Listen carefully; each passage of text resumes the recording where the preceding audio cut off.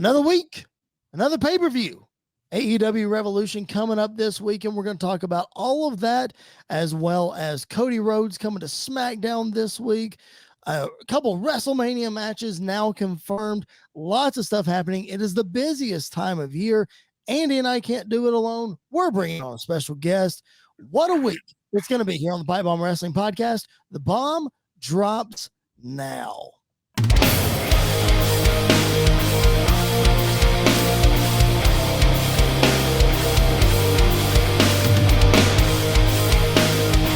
Hello and welcome to this edition of the Pipe Bomb Wrestling Podcast, a show that is for the fans, by the fans.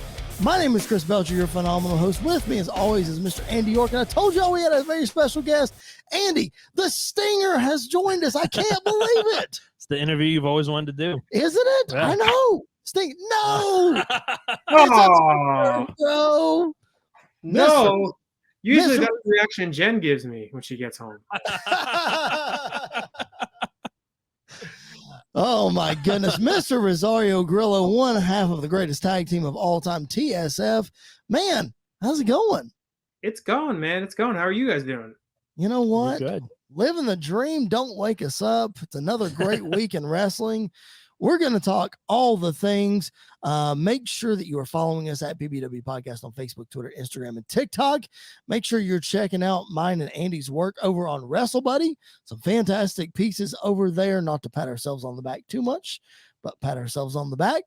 Some good stuff happening over at WrestleBuddy, and our boy Tyler Peters and the crew over there doing some good stuff. Make sure you are subscribed to this podcast, subscribe to our other podcasts, the PBWF, which is coming back the week of WrestleMania. So stay tuned. We are just a couple of weeks away from that. So make sure you subscribe to us. Make sure you buy a t-shirt over at ProWrestlingTees.com. I think they're having a sale this weekend. I think so. 20% off. We'll try to share the code on social media if we think about it, but nonetheless, 20% off. Buy one of our shirts, but buy one of the fancy TSF t-shirts. Make sure you support those guys as well. I know Look at it. There's a perfect example of it right there. Just the beautiful t-shirts that you can get at ProWrestlingTees.com / Hunter's not here to make the tag anymore. Tag TSF. Oh my goodness. Poor Hunter. Hunter's out working today. He didn't want to join us. He's throwing us off. He's shoveling those breadsticks. Man. Is he going to bring you home any? We don't live together anymore. Oh, what? Okay. Yeah. Oh, that's a great place to start. We've had you on this show before. You are a very fantastic guest. We love catching up with you. We don't only talk to you at CCW shows. We don't only talk to you on the podcast. We talk to you on the regular, but catch all of our listeners up on what's going on. I know you've had some injuries and we'll talk about that, but how are things, man? How's it going? So, yeah, it's a little different. As I said, Hunter and I aren't living together. Nothing happened or anything. It's just Jen and I decided. Jen and I just decided we wanted to get our own place together, and him and Tripp got their own place together as well. Jen, she works far away from where we used to live, so we wanted to move where it was a little bit easy for her to get to work, but also easy for me to get to the airport and get to the Nightmare Factory as well, even though I can't really use it that much anymore. But it's been good, it sucks because I've been hurt the whole time we lived in this house. I actually, the day we moved in was right after I had surgery. So as soon as I got out of the hospital bed, wheeled my ass to the car, and then we went right to my new house. So that was fun, which was an hour away. So at least you didn't have to be the one to move everything in, right? No. So actually it was my dad, who's still here because I can't drive. I can't do anything on my own, really. Now I can a little bit, but I can't drive or anything like that. Jen helped as well, but Dean, my buddy, my former roommate and tag partner and stand-in buddy, he came down in his spare time and he helped us move and helped me get through, the beginning couple of days of surgery as well. Nice. Well, tell everybody, I know it might not be fun to relive, but briefly recap everybody as to what happened. We see the crutches there. You're talking about can't walk and can't drive and all the things. Just recap quickly and tell everybody what happened in case they missed it. Hey, we can cut that part where I looked over here for my crutches, right? Even though they're right here. Cool. No, we very much enjoy you doing that. So yeah, unfortunately, 3 days after Christmas, I suffered an injury against House of Black on Elevation. You can go check it out. It's on Elevate. It's on YouTube. Please watch it. It's not like the money lines my pockets, but hey, the more people know about me, the more I can maybe, I don't know, get signed and get a rematch against House of Black for, just kidding. House of Black is, they didn't do anything. Obviously, it was an unfortunate incident. I just, I Psycho Sided myself is the best way to say it. You never want to go full Psycho Sid, but unfortunately, I went full Psycho Sid, and I came off the top rope, and I broke. At first, they thought it was just my fibula. So when I went to the hospital, they gave me X-rays, and they were like, "Yep, your leg is broken." And I was like, "Okay, cool. What about my ankle? Because it really hurts." And they were like, "Nope, your ankle's fine." And I was like, "Are you sure? Because it really hurts." And they're like, "Yeah, it's just because you broke your fibula." And I was like, "Okay." So we were in Colorado when that happened. So I then had to get an Uber to the airport, get through the airport, where thankfully I had the best Uber driver of all time. He parked, went inside, found a wheelchair and someone to wheel me to my gate. So what a guy. To him. Flew back to Jersey because Jen was at my parents' house because we spent Christmas there, and all my stuff was still there. So we went back to Jersey, spent 4 days there, and then I had to fly to Atlanta, wait 5 days to see the doctor, where they eventually found out, oh, no, it's not just my leg.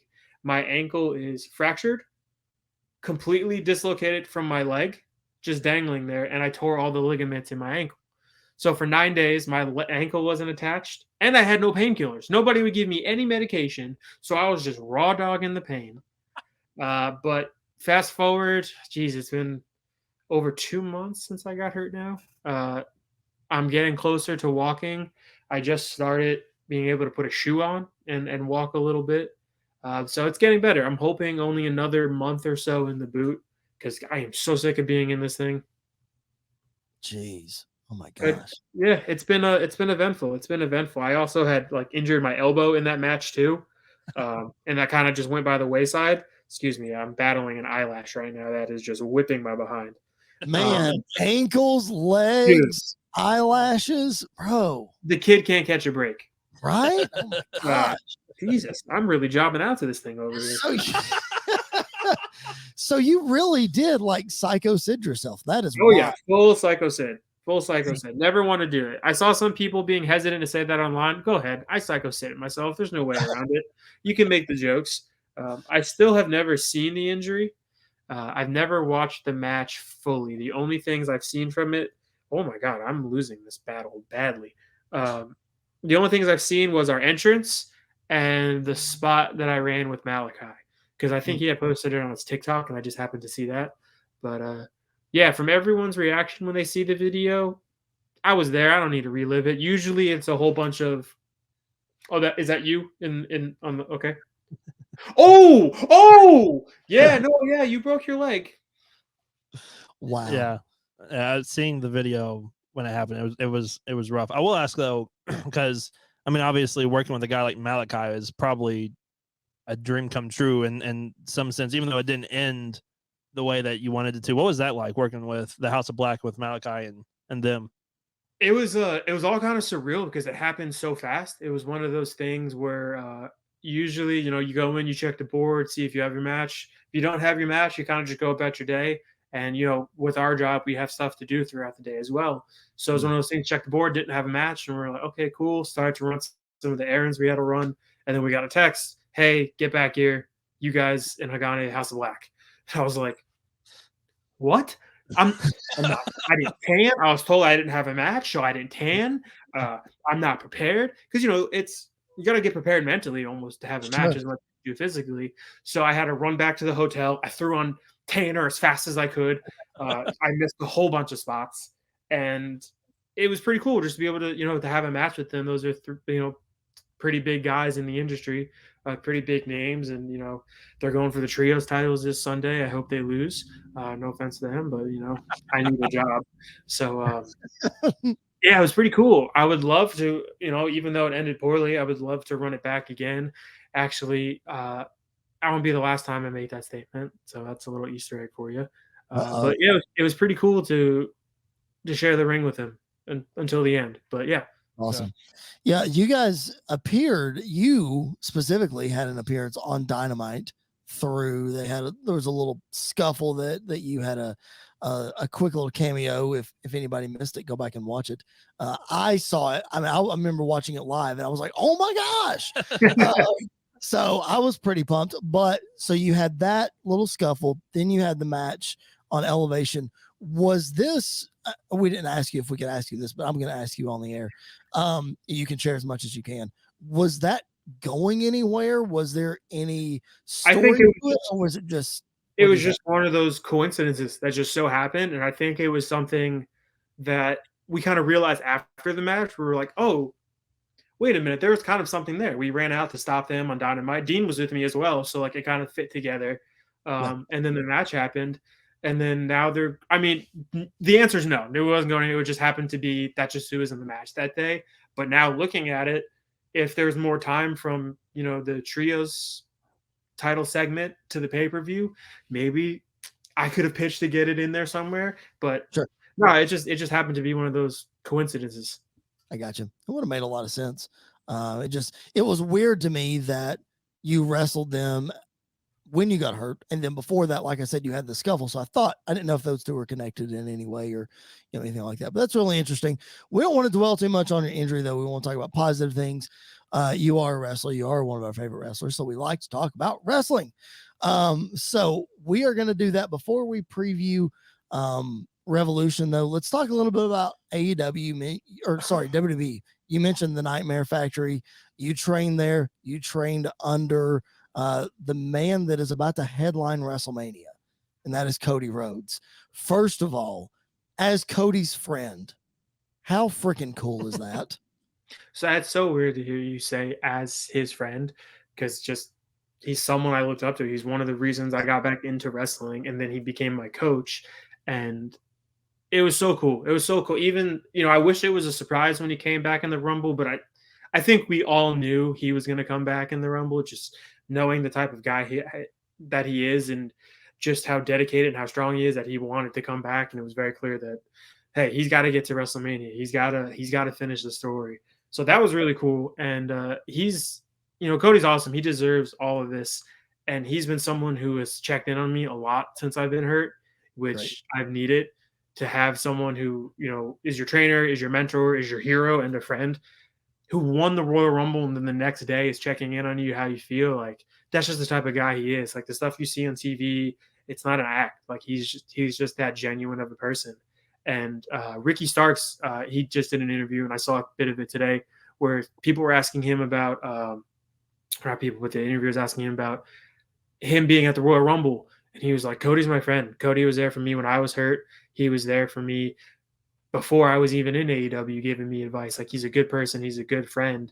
And that's just the type of guy he is. And that's also the type of guy Ricky is. Ricky was, when I got hurt, he was one of 4 people who were in the dressing room or the locker room with me, trying to calm me down and console me and talk me through everything. It was him, it was Captain, it was Dean, and it was my buddy Shane. So, that's, Cody is a great person, and then he surrounds himself with even better people. So he's just a great guy, and to see the success that he has and to know him personally, it's pretty awesome. I know that through my experience with working in media, obviously I'm not a big time media guy, but I've done some things, and I've interviewed some college football coaches and all that kind of stuff. But in doing those things, I realized that some of the best interviews and information and podcasts that you can have is when you can share personal stories. So for those of you who have listened and have heard Grillo on our show before, yes, we do ask him about Cody, but it's not necessarily from, yes, Andy and I are very vocal about how big of fans of Cody that we are, but it's about Grillo has a personal connection with Cody, and he can tell incredible stories that nobody else can tell. So when he comes on the show, it's not like we're bringing him on just to talk about Cody.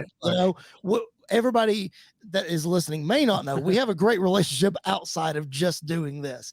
But with that being said, asking about Cody behind the scenes, how much were you around him during his recovery of his torn pec What was that process like if you got to see anything like that? Yeah, no, I really wasn't. I didn't see him much when he was hurt. I think I had saw him like one time during his recovery.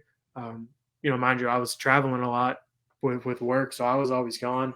And where I used to live was really far away from where the school is now, so it was hard for me to get there. It was like 2 hours round trip, or 2 hours each way just to get there with Atlanta traffic. So I wasn't going as much during his recovery too. But I would just text him every now and then just to see how he's doing. He's a dedicated person. He had that goal in mind, and he didn't care what anyone told him. And look where he is now. So I wasn't around him, but his recovery has been like not a goal, but it's something that I look up to when I'm having my moments where I'm like, I can't walk. Do I even want to wrestle anymore? Like, it's so hard for me to go to just to get up and go to the bathroom. Like, do I even want to wrestle? And it's like, oh, this guy had no arm and went on to put on a 5-star match, then get surgery, come back and win the Rumble. I think you can come back too. And obviously I'm nowhere near the level of Cody, but like having those thoughts where I'm assuming he had those thoughts as well at one point, and now look where he is. So I don't know what his recovery is like, but from what we all saw together, it's enough to keep me going. Well, yeah, I think, and obviously I've only met Cody one time. It was at an NWA show, and he was the nicest wrestler I've ever met in my entire life. Was Cody Rhodes. Like, he talked to me. No offense to you. No offense to you. But it was one of those where like you paid to see him, and like some wrestlers, like you pay to see them, you go see them for 2 seconds and they like shoo you on. Cody had like a 5-minute conversation with me, just like talking one-on-one. And so you can kind of see that genuineness come through. And I think that's why, one of my biggest concerns with Sammy getting as hot as he was and Cody coming back at the same time, it was like the perfect storm for Cody's return to wind up to be a disaster if they didn't handle it properly. But I think part of the reason why it's working so well is fans are seeing this is really the real Cody Rhodes. Like, this is Cody Rhodes that people love to see. I mean, every time he's mentioned, even when Sammy mentioned him after the Montreal match, the crowd popped for Cody. So I think that you can definitely tell that genuineness of Cody coming through, and that's why he's working so well. Plus, everybody knows his backstory, how hard he worked to get back to WWE, to be back to the main event guy that he knew he always was, but he had to prove it. He went out and proved it. And I think people are finally respecting him for that. Yeah. I mean, I met some of my neighbors the other day, and their kids are all wrestling fans. And before I even said I was trained by Cody or knew him or anything, I was like, hey, who's your favorite wrestler? They all said Cody. They're like, Cody's our favorite. We love Cody. And I happened to text him. Jen saw him the following day and told him, and I just texted him too. And I was like, hey, so I met all my neighborhood kids, and like everyone loves you. Like, you're their favorite wrestler. Like, that's gotta be kind of cool. Well, we were there for his return at WrestleMania. Posted the video. I literally almost passed out. Like, I was so elated. I knew it was him. And it still didn't matter. I was so elated that he was back. So I missed the Undertaker's entrance to go buy a t-shirt immediately. So like, that's how over Cody was with me, was in that moment. It's so good because we've talked Grillo a lot on this podcast about the position, the conundrum that WWE is in with this Sami Zayn and with this Cody Rhodes stuff. And, is Sami going to overshadow Cody? And is Cody really that over? Are his promos going to get old? Are people going to start rejecting him? But you telling a story like that, like kids in Georgia, they probably don't even know that Cody lives in that general vicinity, but yet he's their favorite wrestler.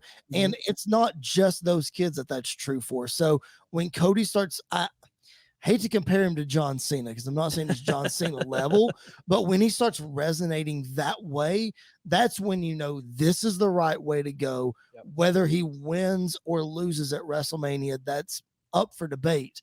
But this is the right direction to go. WWE is making the right decision by not incorporating Sami. Yeah, no, I mean, so also, why can't it be John Cena levels? Like, you already look at the merch he's pushing. Yeah. Like, if you watch Raw or even SmackDown, just look at the crowd and like you can just count them out. All the people wearing Cody shirts, whether it's WWE Cody shirts, AEW, Bullet Club Cody, like they're all there. And as much as the kids are going wild for him, the parents are going crazy for Cody too. You see the kids with like the foam weight belts. Mhm. Even on Monday night when he gave his belt to that little girl, how much it made their life. Yeah, that was so awesome to see. He's been it's unprecedented kind of what he's doing, because like obviously he was in WWE, so people knew he was, and then he was just larger than life presence in AEW and on the Indies and in New Japan, and then he came back for a little bit and was hurt and went away, and just look at the amount of fans he had. Like he's been gone longer than he was there essentially, and everyone loves him, like and as they should. Well, I think I even saw during Rumble weekend, he sent out a tweet or something saying, "I'm sorry, my merch has already been sold out. Like they're trying to get more." But like 2 nights in, not even 2 nights, I think it was like the first night they were there, they sold out completely. Yeah, I think the Superstore opened on, I don't know if it was open on that Thursday. I had a buddy that was there, so I'm trying to remember what he said and get the timeline right. I don't know if it was open on Thursday or not, but I know it was open on Friday, and it was by Friday evening before the Rumble that the Cody merch was sold out. Well, even at Mania when he came back, the next day, it was very hard to find that Cody t-shirt. Yep. You couldn't get it. It was insane. So I hope WWE's ready for the craze that WrestleMania will be with his merch, because it's going to be insane. We'll see. All right, enough about Cody. It's great that we can talk to Grillo and get those personal stories about Cody, but let's get your thoughts on some other WWE stuff. We saw another WrestleMania match confirmed on Monday. Brock Lesnar and Omos. Grillo, instant reaction to this. Brock has had so many legendary matches, but on the flip side, man, Omos, this will be his third WrestleMania match, and he's been in there with some big guys as well. They're putting him in some big spots. What's your initial thoughts on this? It's interesting just because, we don't know what type of match it's going to be. Like, obviously they could go out and do a 60-minute classic, but who knows if they're going to do that. And, they're two literal larger than life guys. Like, those are two of the biggest guys you've ever seen. So when they get in the ring, like you can imagine what's going to happen. I hope they reinforce the ring, as they always say. That's right. Yeah. So for a Brock match, this feels weird. Yes. For a WrestleMania match. But if you believe the dirt sheets and everything that's come out, Brock had like the Bray Wyatt match that they pitched him, and he himself went, "Nope, I'm not doing that." And then they're doing this Omos thing, which he apparently is all on board for. So, I don't think it's going to be great. I think it's going to be just like Lashley and Omos was last year. The purpose of this is just to watch Brock throw Omos around the ring for about 5 minutes. And if they do the ring spot where the ring collapses and breaks, then oh my gosh, it. That would be fantastic. Please. But it's a big attraction match that you always have at WrestleMania with two dudes that should not be that big and move as fast as they move and do the things they do. That shouldn't be the thing that you watch, but it's always very interesting. I'm just hoping Brock bust out the shooting star press again for this one. Oh wow. I need to see it. I think there's nothing better than a motivated Brock. Yeah. When he wants to work with the people he's working with and the stipulation that he's in, so it's going to be a guaranteed a memorable match. Yeah. Yep. For sure. Grillo, what do you think is motivating Brock here? Like, I know that Omos he's really only had a handful of matches. Like we saw when he was tagging with AJ Styles, that he barely got in the ring in any of those matches. The few spotlights that he's had, and we've even seen him go away for a long time and finally come back. What's motivating Brock, do you think, in your opinion, with this? I think he's just having fun. I think if you look at him, like he's himself for the first time almost, or who he is now at least, and he just gets to portray that and go out there and have fun and make a lot of money. Like that's living the dream. You get to be yourself and make a buttload of money. Right. So, and I think, what else is there for him to do? Like there's a lot of people for him to go through, but like, why not? What do they always say in prison? You want to make a statement, you go up and you shank the biggest person there. He's going after the biggest person on Raw. That's right. That's true. Grillo, if you had to put a number on this, chances that Omos wins this match at WrestleMania. 37%. Wow, that's very specific. I like it. Andy, what do you think? 5%. I'm going to meet you guys in the middle, and I'm going to say like 20%. Yeah. I think there's honestly a shot that Brock might put him over, but it's WrestleMania and people want to see Brock. So I don't know how well that'll go, I think but there's a better chance of Brock getting DQ'd than losing, like losing by pinfall. I think that's like the Brock MO right now is, oh, I'm about to lose. Let me just kick them in the nuts. And then Hey, it's not a bad idea. Get out of jail free card almost. It works. That's right. All right, let's move on to another, well, not confirmed match, but we saw Becky Lynch and Lita capture the Women's Tag Team Championship on Raw with the help of Trish Stratus. We're seemingly, Andy, headed towards the 6-man tag or 6-woman tag rather that we thought we were going to get. Mm-hmm. But then there's a lot of signs that are still pointing to Ronda and Shayna, and will we see that tag match? I know we talked about Becky and Ronda being on opposite teams, not being one-on-one, but now that this is confirmed, like, we're seemingly getting the involvement of Trish and Lita in WrestleMania this year. Yeah, I think that 6-woman tag is almost guaranteed. I wouldn't be shocked if Becky and Lita didn't pull double duty somehow. Okay. And do the tag titles like night 2, do the 6-woman tag night 1. But I think it's cool. Becky and Lita are like the perfect tag team. They're like the same person, copied and paste. And then you had, excuse me, I don't know, I'm losing this battle. Then you had Trish coming back, which I think we all kind of figured was going to happen, but still, like, I popped for it when her music hit because she was not going to pop for Trish. Right. And she looks like she can still go with the roster today. So it will be very interesting to see what happens. She looked better doing her moves on the outside of the ring than Lita looked on the inside. If I can go out on a limb. Yeah. A little honest. Grillo, what's your thoughts on this? Big Trish and Lita fan from back in the day? Of course. I'm actually really excited for it. I hope so. Now that you said the double duty, I would love that. That'd be awesome. So this way we get a little bit what we want and a little bit what they want. I would rather them do the 6-man. And the reason being, I said this so when you said you popped for it and we all knew it was happening, so did I. I was sitting outside with my dad and Jen, but we can kind of hear the TV.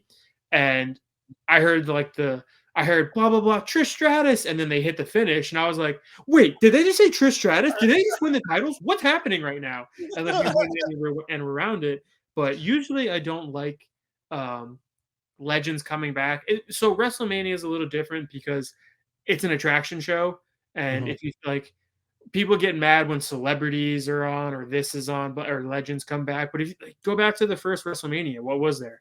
It was a grand spectacle. There was performances and dancers and a whole celebrities. That's what WrestleMania is.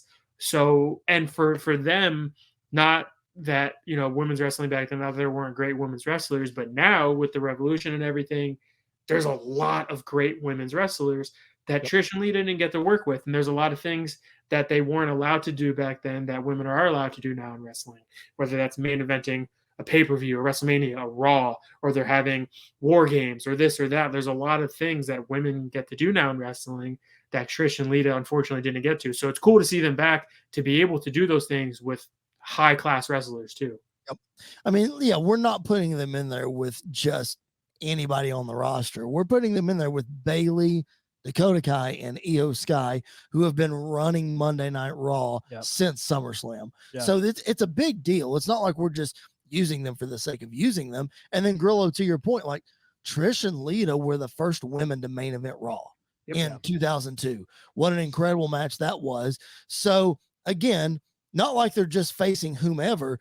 It's not like we're just picking a random legend to bring back. Yeah. These are arguably two of the best women's wrestlers of all time. Oh, and by the way, Becky Lynch, who was the first woman to win a main event at WrestleMania, she's going to be in there with them. Like it's a big spot. Like you said, WrestleMania is a spectacle. That's the spot for this to happen. And I think this, like specifically this year at WrestleMania, this is the first WrestleMania that I can remember in a long time that it doesn't necessarily need the legends, especially on the men's side. It does not need we don't need Stone Cold. We don't need The Rock. We don't need Goldberg. If they're there, that's awesome. But the main event this year doesn't feel like a letdown because it's Roman and Cody. Right. A young a new face sort of in Cody, even though we all know him, but he's finally getting this push against the guy in the company, the guy of professional wrestling in Roman Reigns. But then you've also got like, Brock is doing great work. Bobby Lashley doing great work. Bray's doing great work. And then you look at the women's division and it's like Bianca Belair is probably going to have the match of the weekend at WrestleMania again. Like she's done it 3 years in a row, really. 3 years in a row. This is going to be like the 4th year in a row that she's done that. So like you don't need the legends, but when you add someone like Trish and Lita, who, yes, they get their flowers for what they did, but they didn't get to do everything they were capable of doing. Yep. Now they get that chance and that opportunity. And man, Trish and like Rhea Ripley going at it, Lita and Rhea Ripley going at it. Like there are so many different options that I'm so excited for. Beth Phoenix, you can throw in there too. Like Beth Phoenix is someone that Rhea Ripley, if she wins the title, the first opponent I want her to face is Beth Phoenix. And I think that worked really, really well. I think so too. I think you're right on. But speaking of using legends and celebrities and stuff for WrestleMania, this WrestleMania may not need it, but Grillo, Seth Rollins, and Logan Paul are about to tear the dang house down. Oh, I can't wait. I was so excited when I know the crowd wasn't, but when Logan showed up at Elimination Chamber, I was hyped. I was like, oh, let's go. We're actually going to get this. This is going to be a banger. Logan Paul's, he's doing unbelievable stuff for someone who just started to wrestle, and Seth is amazing. So I can't imagine those two in a ring together at WrestleMania. They're going to do something stupid, and it's going to be awesome. I agree with Andy that Bianca is on track to probably have the match of WrestleMania, but that Seth Rollins Logan Paul match is going to give it some competition for sure. Yeah. Those are the two matches we're going to talk about after WrestleMania, hands down. I think the main event too. Well, I think so too. I'm not going to discount what Cody and Roman are going to do, but from oh my gosh, which this year we just mentioned those three. There's also the possibility of Sami and KO versus the Usos, which is going to tear the house down anyway. I don't know what's going to happen with that. Right, but like even if we do get that match is going to be absolutely killer. So like there's multiple matches that you could watch that could absolutely steal the show. There's rumors floating around, and I want to see this, that we could see Jimmy and Jay one-on-one. Too soon. It's too soon for that. You don't want to rush something like that. I know. Wait till I've seen it. Yeah, that's what I was thinking. SummerSlam is. I'd wait. I'd wait too. SummerSlam's a long time to wait, though. Yeah. You want to? I don't know what the right answer is with that one, but since I will be in the building at WrestleMania, I will not be disappointed if we see Jimmy versus Jay. Also, maybe when they go. Go ahead. Maybe when they go overseas. There you go. Maybe. Well, they allowed overseas. Oh, that's true. They were barely allowed in Canada, so I don't know if they can go overseas or not. Oh, good grief. Because they didn't go to Clash at the Castle. They weren't at the last couple side shows. Yeah, so I don't know. No, were they? No, I don't think so. Maybe not. All right. Lots of WWE talk. Lots of fun stuff on the road to WrestleMania. Make sure you keep it locked in right here. The Pipe Bomb Wrestling Podcast, a show that is for the fans, by the fans. Follow us at PBW Podcast, Facebook, Twitter, Instagram, and TikTok. Subscribe to this feed. Give us a 5-star review. We would appreciate it. Andy, it's WrestleMania season, so coming very soon is a week full of WrestleMania content. We do this every year. Yeah. It's going to be a lot of work. I can see it on your face, but we crank out a brand new episode every single day the week of WrestleMania to make sure that we catch you up on all the old school, the new school, and everywhere in between. But during that week, Andy, is going to be the season 2 draft of our fantasy booking show, the PBWF. Yep. Can't wait for that to drop. It's going to be a lot of fun. Andy, of course, is with me. Mr. Rosario Grillo, one half of TSF, is with us. Make sure you follow him at Grillo TSF on Twitter. Is a great guest, a great friend of ours. Recovering from an injury right now. We know he's going to be back in the ring. Hopefully sooner rather than later. It will be a long recovery process, but we're going to keep our fingers crossed, throw up the thoughts and prayers for Mr. Grillo. But in the meantime, let's talk about AEW. Revolution is this weekend, and it's seemingly headlined. I say seemingly because I'm not convinced it's going on last. MJF, Bryan Danielson, 60-minute Iron Man match for the World Championship. Grillo, what do you think? Should they put that on last, or do you think, because AEW pay-per-views have the tendency to go long sometimes, Do you think the audience is ready for a 3.5 hour show and then an hour match between two guys? So I'm in favor of it going first. Not that it can't go last. I just think something like that is a hell of a way to start your show off. Like, people always call it the Brock rule: if you're not last, you're first. That's right. Which would be great, but it just seems like a match that. Also, hey, the main event isn't always the main event. Sometimes we learned that from with Rock Hogan. That sometimes you may, even if you're in the main event, you're not in the main event. And there's a lot of matches on this card that could take that spot as being, the main event that's not in the main event. But I think if they went first, I don't know. It just, how often does that happen? It's a chance to be different, especially because it's an Iron Man match and it's had this long story between Max and Bryan. I just think it's something that if it went first, it'd be really cool. It'd be different, which is what AEW is. We're different. Right, exactly. And correct me if I'm wrong. This is the first Iron Man match? No, I think no. Kenny and Pac had one. That's right. Didn't Kenny and Bryan have one? Didn't Bryan have two? They went the time limit. It wasn't like an Iron Man, but they went I know him and Kenny went the 60-man, or they did the 60-minute limit. And then I think Bryan and Paige did it as well. Oh, okay. Yep. They went 30, I think. I don't know if this is the first like official 60-man Iron Man or 60-minute Iron Man match. I think Kenny and Pac, I think they did. They did a 30-minute one, but I don't think they did 60. Maybe. I think that, I don't know. I have no idea. I have no idea on the history of this. What do you think, Andy? Should they headline this? Are you excited for this? What do you think? I'm very excited for this because one, we know Bryan Danielson is probably top 2, if not number 1 best wrestler in the world today. Sure. Absolutely undoubtable. But I think this also gives Max, like MJF, the chance to prove, yeah, I'm pretty good at this wrestling thing too. Like everybody knows me from my promo. When he gets in the ring, the dude is magic as well. So I think it's going to prove that. I'm for it going on first, but if it goes on last, I think we're in for a good surprise, a big surprise at the end of the night. Okay, calling your shot. What you got? Yep. Boy, could you imagine if Cult of Personality hit at the end of the night? Don't think it happens. But if it did, oh my gosh. The wrestling world would be set on fire for sure if that happens. Well, let's talk about the other one that I think, Grillo said that a lot of these matches are worthy to go on last. I think the one that has to go on last is Jon Moxley and Hangman. I think that's it. Like Grillo, man, that is the war to settle the score. If I can borrow the WCW term, this is the one that when this feud started long time ago, that this is the one we've been looking for. Yeah, no, I agree. And again, not that Max and Bryan shouldn't main event. They are no matter where they are in the card, the title match is always the main event. So it doesn't, wherever they are, they will be the main event. But Mox and Hangman, I think should go on first, just because it's also such a, when you get in those type of matches, sometimes you get in a spot where the crowd gets so up that for the next match or two, they get so down because they were so up. And I feel like if you can position it the right way and have them at the end, the crowd can just stay up and then it's finished. Then it's a great show. We go home great. Because, those two have been in the main event countless times already. You already know that they can put on main event worthy matches. They do it every time they step in the ring together.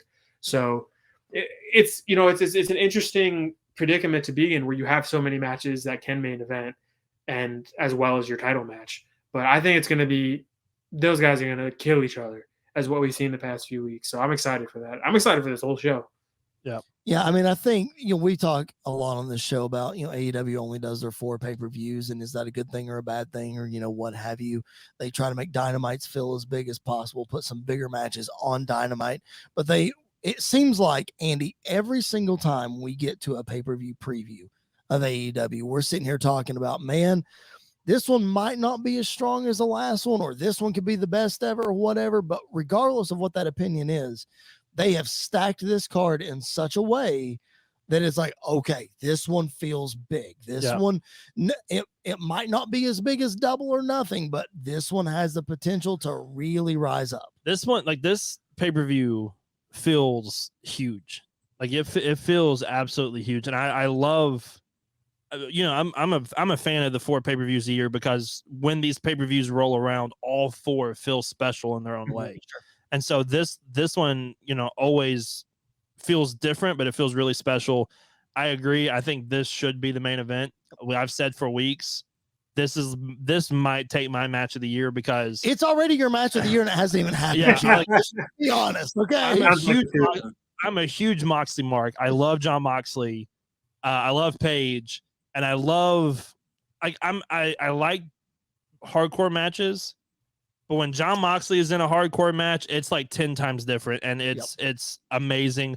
And then Paige is pretty good at the hardcore matches himself as well. So I'm really excited for this. I will say, this feels like one that Paige absolutely has to win. I agree with that. Like I feel like Paige this will really help put Paige back on the level he was when he was world champion. Nothing against Moxley, because Moxley's always going to be the guy. Moxley's always going to be at the top of the card. This will really put Paige back where he once was, because the fans already love him. They're going to love him. These two go at it. Paige gets the win. We kind of move on from there. And Moxley finally takes his vacation that he Moxley needs. finally takes his break that he needs. I think that's the gimmick now. He's just never going to take the vacation. But I really think this is one that Paige absolutely needs to win. I agree. Grillo, what are your thoughts on Bully Ray's comments that he made? I guess it was last week on Busted Open about Moxley getting busted open literally every match, and how it's seemingly getting old, even though that it's his gimmick. What's your take on that? I don't think it's old. I think it's Mox. Mox is a fighter. He doesn't quit until he's literally about to pass out, as we've seen. So, I mean, hey, some people are just easy to cut open. It's just how it is. It's accidental. Right. Brock bruises like a peach. He gets cut open all the time. It just happens. And you know what? Right. We went so long without blood in wrestling. Now people are going to complain that we have too much blood. Suck it up. It's cool. You're going to tell me that promo last week with him dripping blood everywhere while just screaming into the camera wasn't great? It's promo of the year already. Yep. You wonder, like, you look at a shot like that, if you're just like flipping it on and you see them taking that shot of the stairs that's off of Moxley, and you see all the blood pools that are on the stairs. It's like, why are they doing that? But then you realize, the intensity of the promo and what it means. And like Grillo just said, just the way that Moxley is able to convey everything with just this huge gash on his head, and he looks like Ric Flair 10 times over and back in the day. So it's insane. I think it's fine for Moxley to bleed. I don't think I would want to do it every week, but like Grillo said, sometimes it just happens and sometimes you can't do anything about it. Well, I think with Moxley, like, because we kind of talked about this last week on the podcast, and I got to thinking about it, like with Moxley, not that his matches don't feel important when there's not blood, but when there's blood involved, it feels like it's 10 times important immediately. Yep. When he gets busted open, or when, he busts open Evil Uno, who has a mask on, and Evil Uno's bleeding all over the place as well. Like, it adds so much more intrigue to it. And I think it gets people paying attention more when Moxley's in the ring.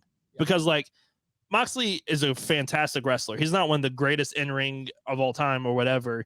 But when the dude gets going and he's like a brawler and a bruiser or whatever, and he's that ground and pound, vicious, stiff kind of worker, it looks so amazing with him doing it. And when you add blood to that mix even more, I'm all for it. Let's talk about a couple other matches on the card for the AEW Women's Championship. Jamie Hayter, Saraya, and Ruby Soho in a triple threat match. You have to wonder, Andy, we've talked about on this podcast all the time about how it just seems like the day is coming where Britt is going to turn on Jamie as Jamie is the champion. Like it just seems like that's going to happen. But I think they've also created a scenario now where this could be the moment that Saraya is able to win the women's championship and Jamie Hayter doesn't get pinned. Like, thoughts? Yeah, I don't think that happens. I think Jamie wins. I don't think we do the Britt turn yet. Right. But I think this may be where we may see the Ruby turn. Like where Ruby turns on Jamie, or, we see something. I don't think it's time to put the title on Saraya. I don't think it's time to take the title off of Jamie. She literally just got it and has been killing it as women's champion. Right. And I think the story makes more sense for her to keep that title, Britt to do the turn, and then we head to Jamie versus Britt for that title. Like that makes the most sense. I don't see her losing that title. Grillo, what do you think?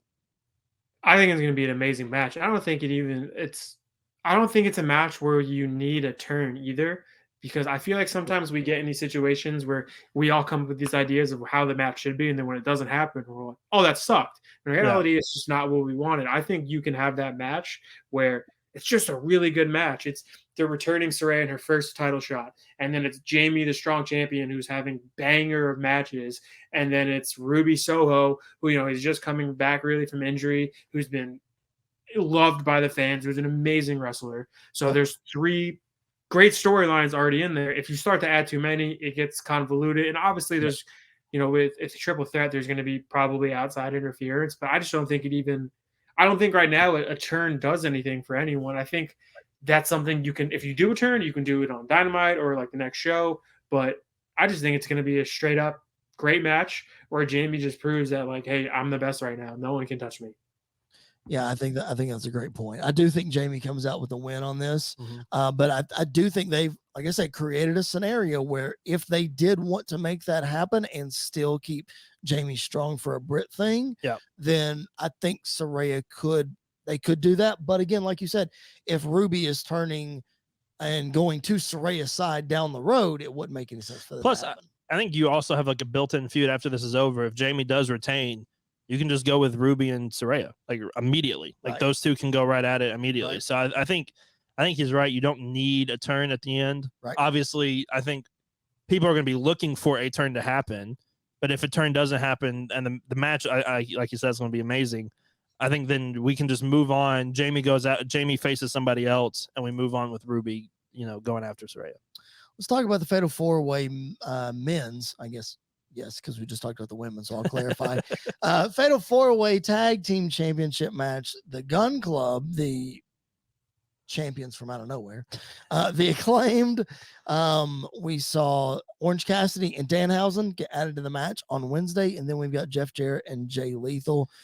Grillo, thoughts on this match, and whatever you want to share concerning that title switch that we saw a couple weeks ago out of the blue seemingly, and what do you think is going to happen here? Sorry, repeat your question. It cut out. I lost the feed. That's okay. The tag match. Your thoughts on the turn, or not the turn, but the belt switch from out of nowhere seemingly a couple weeks ago, and just kind of what you think is going to happen here. Honestly, I do not know. After watching the Battle Royals and the teams that are now in the ring with Orange and Danhausen, and obviously you have the Acclaimed and you have the Guns and Jeff Jarrett and Jay. I don't know. I feel like that's something that can go any way. They're, two of those teams just won a Battle Royal to get in the match, so they're both hot. You have the champs, and then you have the team who just lost the titles and are hungry to get them back. So I don't know what's going to happen with this match. I think it's interesting to have their first defense as a 4-way, because there's so many things that it's like, man, they lost the champion's advantage right there. They only have a 25% chance to win this match. So it's like, I don't know. I think it's going to be really interesting because it feels like one of those matches where you don't know what's going to happen. Like it can go, anybody can win that match. Yep. Andy, do you feel like, because I thought this after Dynamite, do you think it's weird that Orange Cassidy and Danhausen are in this match? Like, does it seem like, I don't know. Like, I'm not taking anything away from those guys. Right. But it just, we had a feeling it was going to be a babyface team in that 4th spot. But this one just seems not even out of left field, like over the wall on the other street, just out of nowhere. It kind of, but then again, like, I think these are your sentimental fan favorite, your fan favorite tag team that people are going to get behind is Danhausen and Orange Cassidy. Okay. Obviously, the Acclaimed are there, and the Acclaimed are already behind them. Yeah, like the Acclaimed are already, like the Acclaimed are one of the hottest tag teams in professional wrestling right now. They have been for the last year or so. But then you put Orange Cassidy, who fans adore, and Danhausen, who is one of the most entertaining and charismatic wrestlers I've ever seen. You put them together, they're going to be the fan favorite. Honestly, I think I wouldn't be shocked, and they're probably my pick to win, is Danhausen and Orange Cassidy to win the titles. I don't think they have like a very lengthy reign or whatever, but I could absolutely see them walking away with those titles. Okay. All right. I think Gun Club retains. I think if I had to make a pick, I'd pick Gun Club. I don't know, but I think I would make that pick. All right, Grillo. Grillo mentioned them earlier, the people that he fell victim to, but we won't hold that against him. The House of Black going for the AEW Trios Championships against the Young Bucks and Kenny Omega, the Elite. My bosses. Grillo, we see where you're leaning here, but your thoughts on this one? Listen, as long as the Young Bucks and Kenny protect their legs coming up the top rope, I think they'll have a swell time in this match. Just stay off the top rope is what you're saying. Stay off the top rope. Do not jump at Brody. Do not jump at any of them. Avoid the top rope. Oh my gosh. Listen, I mean, they're my employers. They're my bosses. I'm their fill-ins. If they get hurt, I got to step in. I'm hurt, so I can't do that. So then it's up to Dean. Do we really trust Dean to run the Elite? I don't know. Boy, he brings up a really good point. That is a good point. No, I'm going with the Bucks. Bucks and Kenny. I'm going with the Elite. Why wouldn't I? That's not because they sign my paychecks and they put me on YouTube. Honestly, like this could also be like there's so many match of the night's potentials. This obviously is right up there at the top of the list. Yep. I think this is everybody knows like the Young Bucks are my second favorite tag team behind TSF. Actually my third favorite tag team behind FTR and TSF. So putting that out there. I love the Bucks. I love Kenny. This is the time where the House of Black get their flowers and they get their championships. They get their moment. And we are running with them moving forward, which I'm looking forward to. Whoever wins, I'm on board with. But I really think this is the moment where House of Black gets the win. Look, I'm gonna turn the hat, put the hood up, so you can't tell that it's a Young Buck stand-in. All right. Hear me out. What if the House of Black just like ran through them? That's kind of what I was thinking. Yep. Like, I could see that being a possibility. Mm-hmm. I don't. I mean, you look at the card where we got a stacked card here. What is there? 8 matches or so. It's going to be a long show anyway. And AEW always has something where they shock people with something like that kind of match. What if it's this one? Andy, you just said that it's time for the House of Black to get their flowers. What better way to push them to the moon to literally kill the Elite? I honestly, I could see it. I could absolutely see it, and I'm on board with it. Like, I think that's if you want to make them a threat and make them look as strong as you want, and as strong as you can, that's the best option is to have that happen. The other two would also be fun with a 30-minute banger between the 6 men. Absolutely, but I don't think any of us is going to argue with that. Can you imagine? What a match! The other 2 matches on the card, Grillo, quick thoughts on these. Jungle Boy Jack Perry against Christian Cage in a no holds barred match. I think there's a stipulation there. And then Jericho and your boy Ricky Starks. What do you think?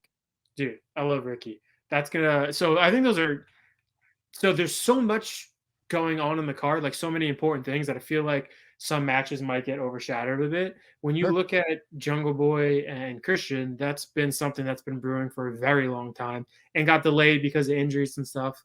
But this has been, how long in the making at this point. And this type of match, I think, as we've seen, favors Christian because Jungle Boy was too shy to pull the trigger a couple weeks ago at the Concerto. So I think this is where we we see a different side of Jungle Boy in this match. So I think that's going to be interesting. And then, Ricky's been through hell with everything he had to go through and the gauntlet and Jericho and all this stuff that he's having to go through. I don't know who's going to win, but I think it's going to be a great match. I mean, Jericho has proved time and time again that he can still put on amazing matches and still make people look like $1 million. And, Ricky's a great wrestler in himself. So I think those are 2 high quality matches right there.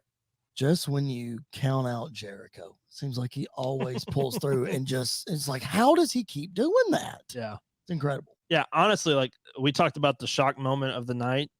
I wouldn't be 1,000% shocked either if Christian Cage just squashed Jungle Boy either. Again. Because like, I think this could be a way that they continue to beat Jungle Boy down. And, yes, this feud's been going on for a while, but we haven't been able to really dive deeper and deeper into it because of the injury that Christian had. Sure. But I mean, I don't think that's going to happen, but I wouldn't be shocked if that happened. Also, I am 1,000% behind Ricky. Like Ricky beating Jericho at Revolution. Please let that happen. Yep. And Ricky, obviously Ricky needs that moment, that big pay-per-view win. There's not a bigger pay-per-view win than beating Chris Jericho. So I absolutely would love to see that happen. Other match I skipped over was Wardlow and Samoa Joe, which is going to be an incredible match for the TNT Championship. The reason that just popped in my mind is I think a Ricky Starks win here over Jericho should put him in contention for that TNT Championship. I know Powerhouse Hobbs won the ladder match. What, Grillo? Sorry, your feed cut out. Yeah, I just returned. I cut out when you said I'm 1,000%, and then it cut, and I was like, 1,000% what? What are you 1,000% about? I'm 1,000% behind Ricky Starks beating Jericho at Revolution. Okay. So I think with Wardlow and with Samoa Joe, I know Powerhouse Hobbs won the Face of the Revolution ladder match, so he's in line for the next shot. But I think this win by Ricky Starks propels him to go win the TNT Championship, because I think that guy is a guy that should be your TNT champion, that should be doing the open challenge type things, could be your fighting champion. I think that is a fantastic way to really get him over with the crowd and really sell his abilities and that kind of thing. I would go that direction. I mean, you could have, honestly, whoever, I think Joe probably beats Wardlow. You move on, do Joe and Hobbs, have Hobbs win, have Starks come out and go after that TNT title, and we get the proper match between Ricky Starks and Powerhouse Hobbs. You could do that. Go let those two go at it after that TNT Championship. I think that's fantastic. By the way, that ladder match was ridiculous. Yep. Very good. Commander, I haven't got to see much of him. He is one of my new favorites now. The dude is legit. Dude, that whole match was crazy. Those guys, from the second it started, my dad's been down here since I've been hurt, like helping me and stuff, and he's been watching wrestling a lot more. One, since I started, but then two, now that he's been down here. And I looked at him before that match, and I go, "You see Sammy over there? He's going to kill himself in this match. He's going to be something real stupid." And then, sure enough, that Falcon Arrow spot on that ladder was rough. I don't even think Sammy hit the ladder. I think his head hit the ladder, and that was about it. But that whole match was insane. I mean, Takeshita is great. Excuse me. Takeshi's great. Action Andretti has been, lightning in a bottle for them. Commander is absolutely insane, the things that he can do. So it's a fantastic match. I had a coworker that lives out in California, and he works remotely. He was there. He was in the front row. He sent me some videos of some stuff, and it was just seeing it from that angle also was just incredible. Yeah. What a match. Kind of sad that they didn't put it on the show, but I guess they have plans for other things. So AEW is always very particular in how they strategically move things around and place matches and that kind of thing. So I'm not going to argue with them. Would have liked to see it on the pay-per-view, but that's neither here nor there. All right, fellas, that is the pay-per-view. It's this Sunday. Of course, Andy and I will be back with you next week to give you all of our recaps and thoughts and all the things. But that's going to do it for this episode. Mr. Grillo, our very special guest. Anything else you want to add, man? Plug your stuff, all the things. Oh, you mentioned it before. So, social media, rgrillo TSF on Twitter and Instagram, prowrestlingtees.com/tag TSF. Please, as well, while you're there, like you said, 20% off. Buy their shirts as well. Don't forget to subscribe on all their platforms as well. It's a long, I still have a long ways to go, but some interesting things are going to be popping up in the next few weeks. Chris, I believe you know one of them. We've talked about it off air. So yeah, just some exciting things, just trying to get life back to normal, or a new normal, I guess. But yeah, thank you for having me on. Absolutely, man. You're always welcome on the show whenever you want to come on. You just let us know. We no secret, we have been planning to have you on at some point very soon. You and Hunter, we love having you guys together. Hunter couldn't make it today. We love having you guys together. And then you posted on social media like, "Hey, I'm available to do shows. I might be hurt, but I can still talk." And I'm like, "Well, duh. Come on, let's go." So it's fantastic. It's always great to get your perspective. Such a smart guy. And been trained up so well and just knows his stuff. So we always appreciate the time that we can spend together. Make sure you follow him, as he said, R Grillo TSF. Hunter Knott is at H Knott. That's KNOTT 12. Make sure you follow them. The best tag team in the world, TSF. If you haven't watched their matches, guys, go check them out. Andy wouldn't support the shirt if it wasn't good. Yeah, it's fantastic stuff. So we love their stuff in CCW and all the other places. AEW clearly they go do things in. So just fantastic stuff. Thanks for hopping on with us. For Mr. Andy York, my name is Chris Belcher. Make sure that you follow us on social media. Our social media handles are here at the bottom of the screen. Follow us. Our podcast is at PBW Podcast, Facebook, Twitter, Instagram, and TikTok. Buy a t-shirt, subscribe to the feed, leave us a 5-star review. We would appreciate it very much. All right.